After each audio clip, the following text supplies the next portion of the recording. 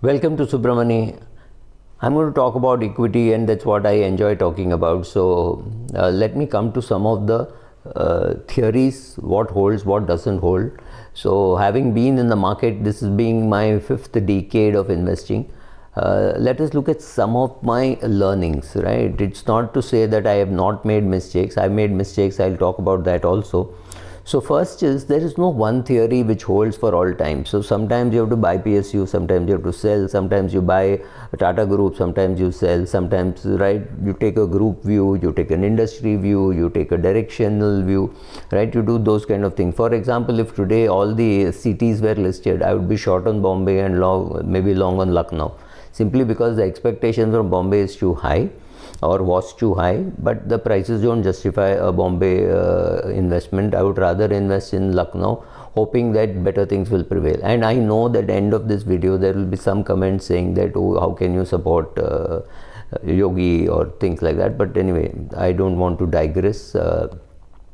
So sometimes some theories work, sometimes some companies are in a growth phase when they can make no mistake. Like Hero Honda was available at 30, Hero Honda was available at 80, and at 80 a very big value investor said, Subra, all the growth is going to add to the value. So the value in this share is going to come from the growth that is going to happen in that share, and it was absolutely true.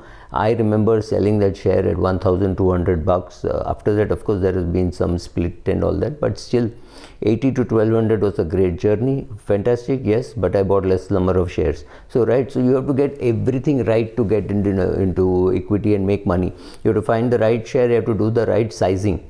You have to have the guts to sit through the whole journey. Even if you had picked up a Page Industries or Wipro or at the issue price or at the lowest price, would you have sat through the whole journey of 30-40 years? Would you have benefited wholly? Maybe not. Maybe you would have sold after 20 years and you would have still made money, right? So the question of what you do, how much of conviction you have. For example, there are some shares which are original in my portfolio, which have just stayed on there since 1977, since 1980. I mean, your Colgate, Nestle, Siemens, Cummins would be in the first category, HDFC would be in the second category. Hero Honda and HDFC would be shares bought in the 90s. Shares bought in the 80s could be Coromandel, Larsen and Toubro and things like that, which have gone out. Bought in the 1970s would be Reliance, again came out. I still have some core Reliance, but Reliance is a share which I have not held consistently. I've bought, I've sold, I've seen 4-5 years of underperformance. All these things have happened. So some theories work, some theories don't work. Greatest is my view on the PSU. I did my articles. I was not very impressed with how PSUs should be run or how PSUs are run. Then, so I was anti-PSU. I would never have invested in PSU. But then one very famous guy, I don't think he wants me to name him right now. He's way below in the radar. He took me to his office, which was huge, and he had so much stuff on PSU that I went and bought PSU. Fabulous decision. Prices went up, I sold, I bought, I sold, I did lots of things. Right now I'm very heavily into PSU simply because I felt when gilt was at 6.5-7%, if you can get a PSU to pay you 10% dividend yield or 9% dividend yield, it can't be too bad. Of course, the dividend yield on current prices may have fallen, but for me, the dividends that I've already collected have been fantastic, and I know that over the next few years I will make money, especially if the government is going to get out of many of those businesses. So again, fluctuating your logic, your theory will keep changing, and the most important thing is to make money. For me, I have to look smart the day I am talking, which is true for all media people. On the day they are talking, they should be able to say, this is what you should do, and say it very forcefully. You should sit in cash.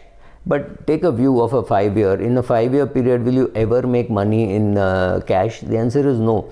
So the mix that you have between liquidity and profitability as to how much money you should keep as cash for investing when the markets go down, how long you should stay invested, market timing and all that. If you try, there will always be people who try market timing, and they will not worry so much about the quality of shares. But having said that, even if I told you don't buy a particular share, well, that share may have been a 3-bagger or a 4-bagger after I told you that it is not worth buying. I might still stick to my conviction because I know something about them that does not allow me the comfort of being able to buy the quantity that I want. Yes, I can go and buy 1000 shares at 62 rupees if a company in which I have no conviction. But what will it do to me in my life? 60,000, even if it became 6 lakhs, which is a 10 bagger, it does nothing to my life. Am I willing to put 50 lakhs into it? Am I willing to put 1.5 crore into it? That's the question that I have to answer myself. If the answer is no, it means I have no conviction in that, right? So to make money, you need to get all those things right. So if you can't do all that and you're not willing to put any effort, then the best thing is to invest in an index. What you can do is invest in an index and buy one share every year over the next 20-30 years, or one share every 6 months, which means 2 shares a year, and put some reasonable size of money. If your net worth is 1 crore, then put at least 10 lakhs into it. I'm talking of investable, or at least put 7.5 lakhs into it. If you don't get the sizing right, then I don't know how you will ever make money in that particular share. Next, and sizing is something which I learned from Naren as a fund manager. He would say you need more quantity for it to make any sense. If you don't want to do any of these sizing and all, you can invest in the index and be satisfied with the return that you are getting. Believe me, you will outperform many fund managers, but you will not. It is dull, it is boring, but it makes money. So are you investing to make money, or are you investing to have fun? Like today, if I want to have fun and I put say 10 lakhs in a Bitcoin, yeah, I could lose the whole thing, or it could go up, and I could decide that, okay, if 10 lakhs becomes 1 crore only, then I will sell. So until it is a 10 bagger, I will hold on. I can afford to hold on, and this amount will not be very significant for me. So if 10 lakhs becomes zero, it will not hurt me too much, because I know very focused that, okay, this is something which I am putting as an experiment. So that's fine. So being able to do that is also necessary, but don't overdo it. Does everybody need an advisor? I don't know. My co-author Pattu thinks nobody needs an advisor, and I think I have used an advisor all my life. So again, contradicting views. It does not mean that he is right and I am wrong, or I am right and he is wrong. What works for him works, what works for me works. I go to a chartered accountant to file my income tax return. I'm sure 99% of the people hearing this, seeing this would think, why does a chartered accountant need a chartered accountant to file a return? I prefer it that way, that's all, right? And also remember, when Rakesh Jhunjhunwala says something, you need not agree, but his armory or Kavach Kundal is the kind of money that he has made. So he's right? His money does not argue with him. His money does not say, oh, your theory is wrong. Fine, whatever works for him, works for him. What works for me, works for me. And what has to work for you will work for you. Please remember, whether it is me or any other journalist, we have to sound smart only the day we talk. We don't have to make money for you, but your money has to make money. So when I tell you invest in an index, I can also tell you why you should not invest in an index. It is necessary for you to have both the views. I mean, people like Parag Parikh have said you should not invest in an index fund. I'm sure that there are many people who can argue both sides. I can argue why you should put money in PMS. I can argue why you should not put money in PMS. It's not about what I'm saying. It's about how much you understand, how much you assimilate, and how you act that will make you money, right? Very many people will talk about research and say, मैं तो research करके लेता हूँ. How much can you research? Honestly, how much can you research in fundamentals? You don't know what is changing. Here is a group which I have known for the last 50 years as an investment, but today the top level has changed. The younger people have come and they're doing things which the older generation wouldn't have done. What do I do, right? So there is a limit to how much of research you can do about a group, meeting the people. Beyond that, you have to just pray. Also understand that in the media, it makes more money talking about negative things. So for me to say don't buy a house is better than saying these are the rules for buying a house. These are the rules, doesn't get read, but don't buy a house gets read because it has negativity. This is basically for you to understand that this is how it works.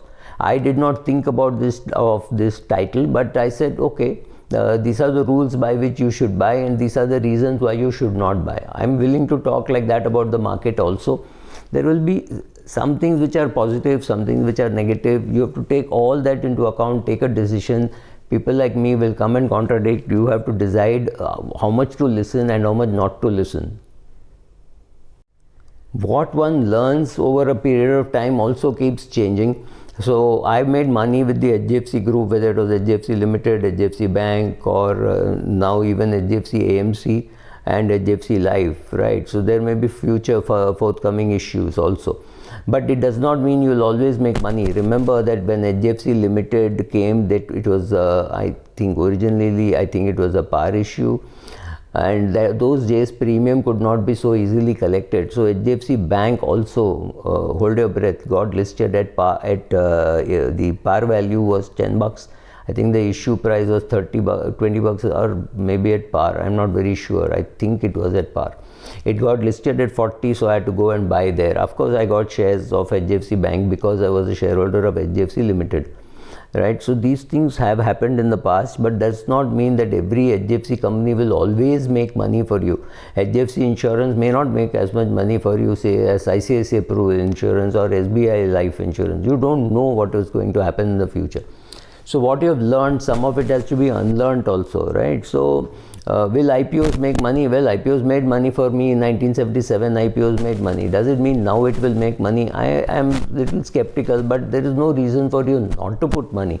So if you got Paytm, if you got Zomato shares, you made money on listing, right? So I'm not getting into whether you should apply for an IPO or no. That I've done a separate video, but I'm just saying that the theories that you hear, the theories that you see, the theories that you practice keep changing. How you will react to the same problem when you're at 60, 70, 80, 90 could be very different. Be prepared for it, take a lot of views, do what is right, and don't bother too much about the social media. Thank you.